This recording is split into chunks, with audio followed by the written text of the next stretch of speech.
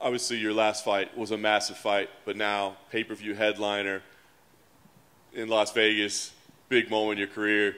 What's the emotion like for you? Does this feel like a big moment in your career? All moments in UFC like big moments for me, you know. It's amazing, feels amazing. You know, I'm fighting Diaz. I'm happy for that. One of the guys who've been like 15 years in this game, you know, one of the legends, you know, maybe it's his last fight, who knows. Yeah, I'm happy. I know you're the wolf, you're the killer, but do you ever sit back and just go, wow, I mean, this is amazing where my career is and how fast all this has happened? No, brother. It's same shit, bro. It's the life, you know. Happen everything. You're going up, you're going down, and maybe I die tomorrow. Who knows, you know. Gonna happen everything. I just going forward and taking what I have on my way. 5-round fight here. Just curious how much change and preparation that forced out of you, how much adjustment you had to make getting ready for a 5-round fight. What? For this 5-round with Nate Diaz, big fight. I mean, how much change did you have to make in terms of getting ready for this 5-round fight?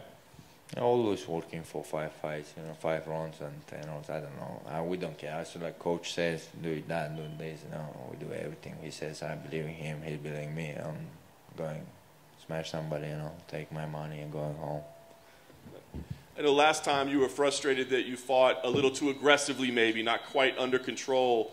How much of that was a focus, and how do you change that? I mean, your aggression is a benefit too.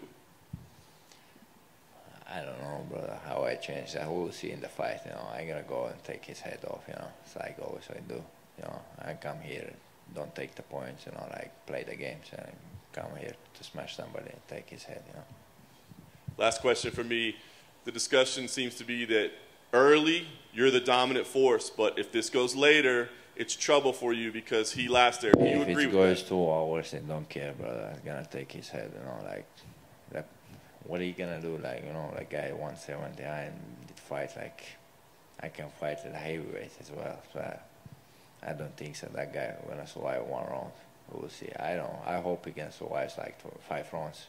It's good for him, show his heart, you know, and go away from the UFC being like a warrior. If I beat him in first round, they want to say, yeah, the guy is too old. Yeah. Uncle Diaz gonna have to go home. Khamzat, to your left. Oh yeah. What happened with Paulo Costa at the UFC PI? Nothing. Like, guy is talking about shit about me. I never see it talk about that guy, you know. Maybe he wants something, I don't know. He want to be famous, so, I don't know. And Israel fuck his ass, you know. So what? You got all the world see that shit, you know. And he have to go back and to do something with easy, you know. Is that a fight you could have one day, you and Paulo? Why? I don't fight with that kind of guys. He's already, somebody fucked him up, you know, in the ass. Khamzat back here. So I'm curious your thoughts on the results of UFC 278 in Salt Lake City at Vivint Arena. What did you think of Leon Edwards' performance against Kamaru Usman? That was an amazing performance from him, you know. He showed his heart, man. Last minute, he knocked him out, yeah. I'm happy for him. He deserved that. He worked hard, and just, I hope.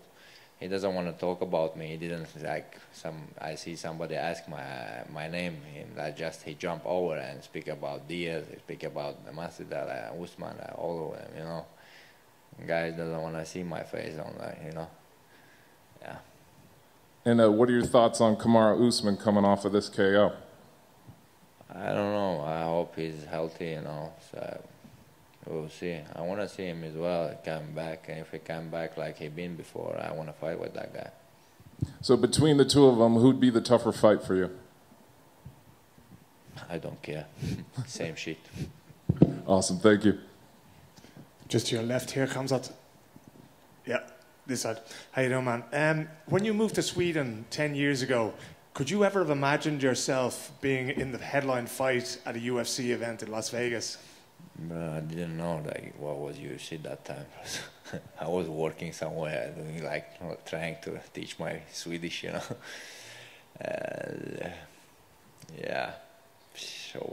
on the street, you know, with the guys talking, Wallah, Yani, you know, that shit things. When did you realise, because I see some of your Stockholm boys here with you this morning, when did you realise that this was a possibility, that you could become a pro fighter?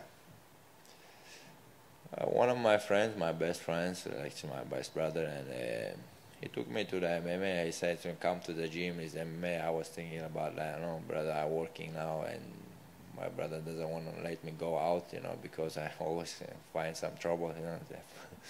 And he said, come to the Göteborg, and I went there and went to the gym, this spar, and especially the guys, and coach asking me which record you have and these kind of things. I said, first time in a match, you know. Then we start, after 1-2 weeks, I fight and win my fight like 20 seconds, I don't remember, something like that. Then everyone's talking about, hey, you should start, you're good at that, you know. We come like that to MMA. Then I moved to Stockholm, I seen the Alex and these guys. And yeah, when I start something, I go all in, you know, like I did now. Do you feel a lot of support from the Swedish people, the way Alex gets a lot of support from them? Yeah, of course. Sweden is my home, you know. Now everyone is supporting me in Sweden. Gonna show that to all the world where we come from, you know.